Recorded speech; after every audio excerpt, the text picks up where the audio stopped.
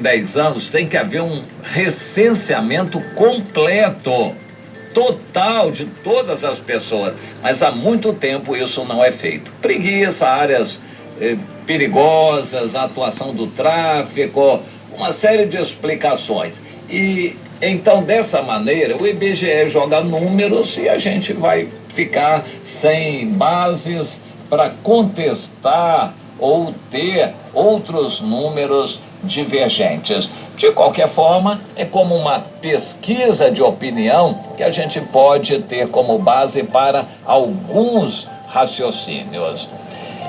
Para começar, o IBGE não levanta números sobre as famílias, quantas famílias vivem bem, quantas famílias e tal, isso não é levantado pelo IBGE.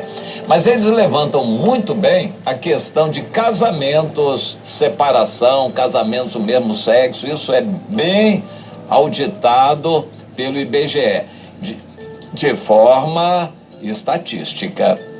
Eles fazem um levantamento entre 10 mil casais e extrapolam para 1 milhão, digamos, e isso é estatístico, é percentual, é como uma pesquisa de opinião de votos nas vésperas de uma eleição. É assim que o IBGE tem tratado.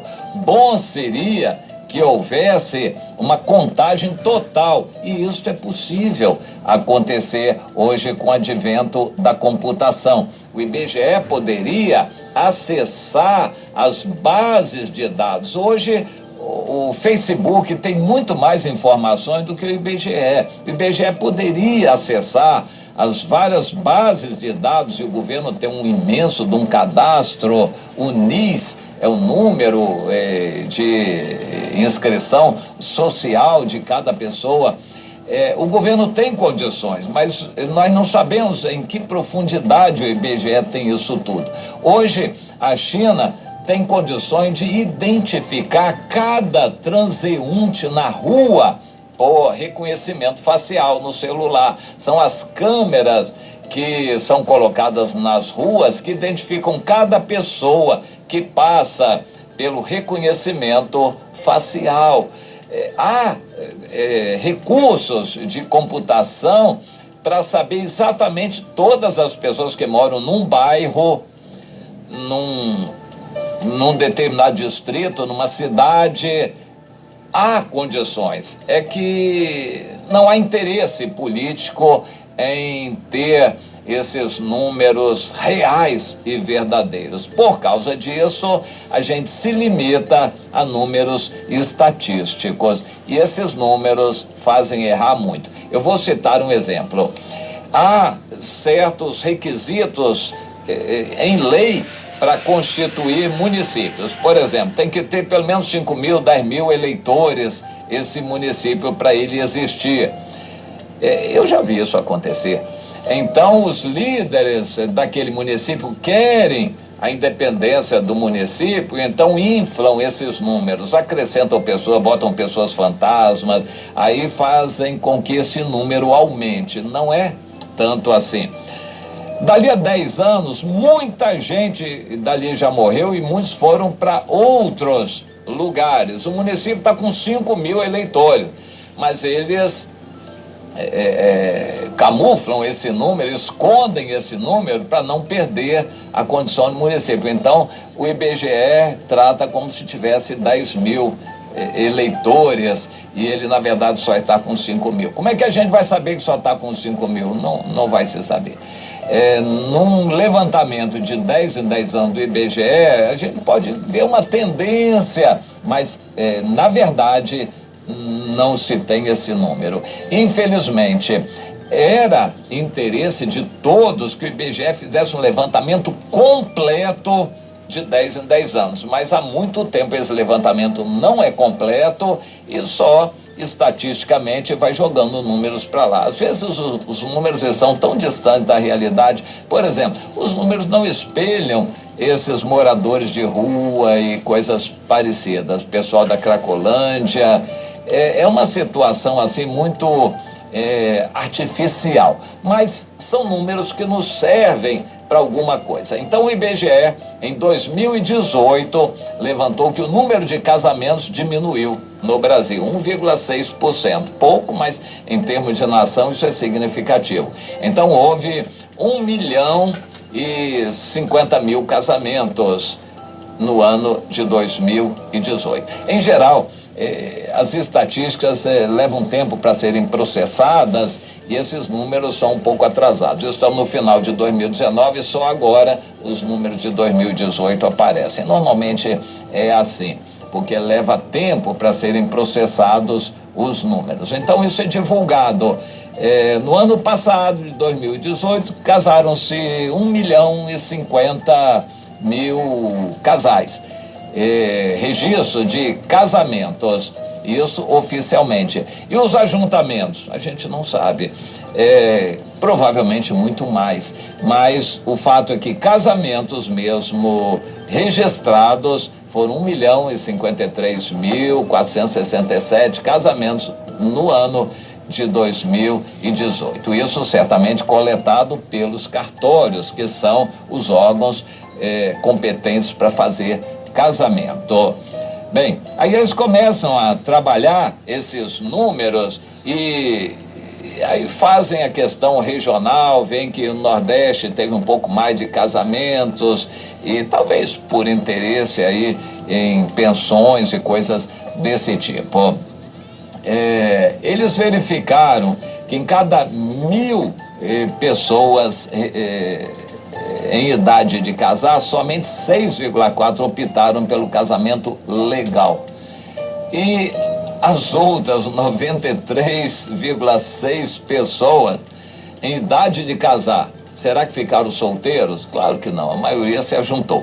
Por aí nós podemos intuir que a maioria, esmagadora maioria das pessoas não está se casando. Mas isso é óbvio, nós sabemos, porque o governo, os políticos, as leis e o judiciário estão dificultando o casamento ao máximo que eles podem. Casar hoje é a coisa das mais difíceis. Agora, juntar, mesmo tendo todos os direitos, isso é a coisa mais facilitada pelo governo.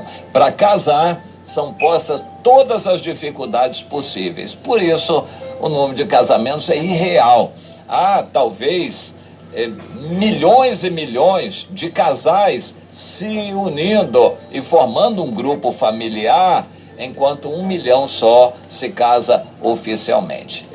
Para a gente poder entender um pouco esta situação.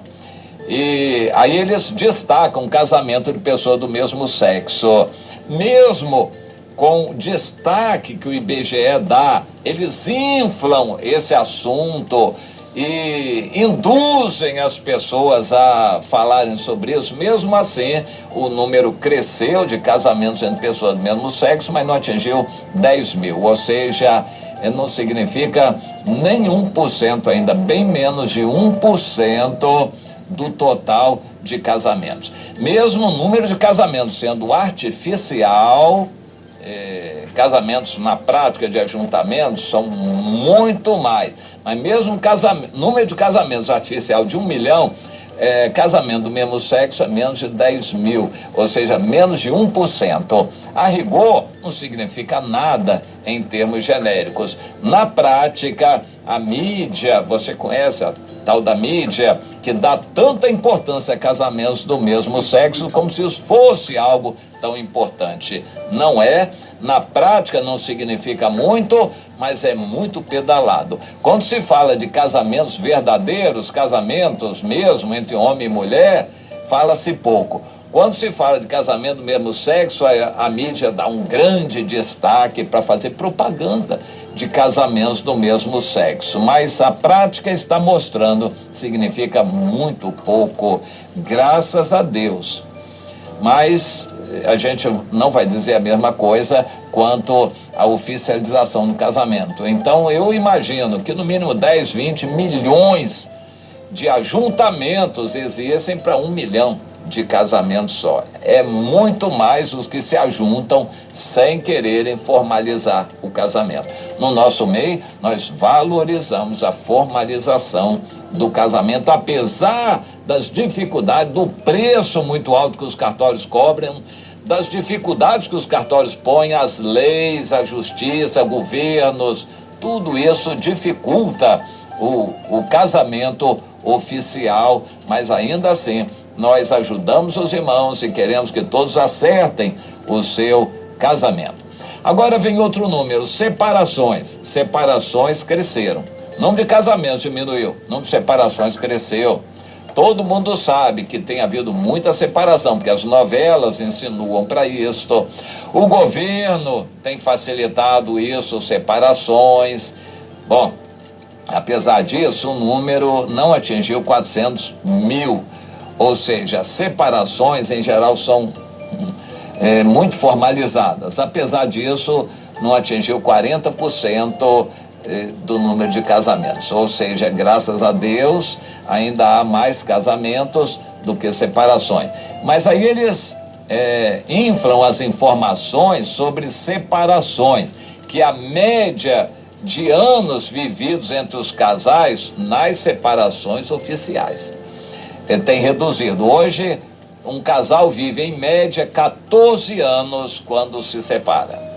14 anos. Alguns se separam aos 3 anos, é uma fase de separação, outros aos 20 anos, quando os filhos crescem, que também os casais se separam muito, entre 20 e 30 anos. Na média, dá 14 anos de convivência no casamento antes de haver a separação, é o que o IBGE tem levantado. E na média, a idade de pessoas que se separam é de 43 anos. As mulheres, 40 anos de idade. O Nordeste nos mostra uma realidade, não é só no Nordeste, mas é bem forte no Nordeste. O homem pega a mulher novinha, com 12, 13 anos, já começa a fazer filho. Por falta de condições, as meninas, adolescentes, não conseguem evitar, começam a ter filhos com 12, 13 anos. Quando já chega aos 18, 20 anos, já tem um monte de filhos. E quando chega aos 30, elas já estão um bagaço humano, aí o homem larga a mulher para lá para pegar outra mais novinha de novo. Isso é muito comum, este padrão, por quem não conhece o Senhor. Mas é muito comum no Brasil inteiro. De forma que este tipo de ajuntamento e separação não é registrado, porque é tudo extraoficial. Nesses lugares não há registro de casamento e nem de separação. Aqueles que são casados direitinho e que se separam, a média de convivência é de 14 anos e a média de idade de mulheres que se separam é de 40 anos de idade. Ou seja, uma mulher já bem madura, começa a se tornar uma feminista, uma mulher muito independente, e ela não consegue mais ficar com o marido, eles se separam e a mulher vai viver a vida dela, uma batalhadora, e vai sofrer, porque vai ter que trabalhar para manter a casa, provavelmente manter filhos, ela tem que cuidar da aparência, porque afinal de contas ela ainda não ficou velha para relacionamentos, então ela fica sonhando com mais casamento pela frente, ou no mínimo algum ajuntamento. Mas aos 40 anos ela está separada, com filhos, a vida fica muito mais dura para a mulher. As igrejas não devem apoiar isto, mas é uma realidade entre a população. E outro número que eles revelam no IBGE é que o número de separações com guarda compartilhada tem crescido. Hoje a quarta parte das separações estabelece uma guarda compartilhada. É um dado interessante, que nas separações, antes os filhos ficavam só com as mulheres, mas agora está havendo muito mais isso, a guarda compartilhada. São, então, informações que nós temos que nos orientam com relação à realidade do que existe. Seria muito melhor que fosse diferente, as famílias fossem permanentes, que o casamento durasse mas nós temos uma realidade diante de nós, que não é a realidade no nosso meio. No nosso meio, raramente há separações, nós queremos o aperfeiçoamento dos casamentos, mas no mundo, ao nosso redor, infelizmente, algumas igrejas também, a realidade, o IBGE está mostrando aí. Pense nisso.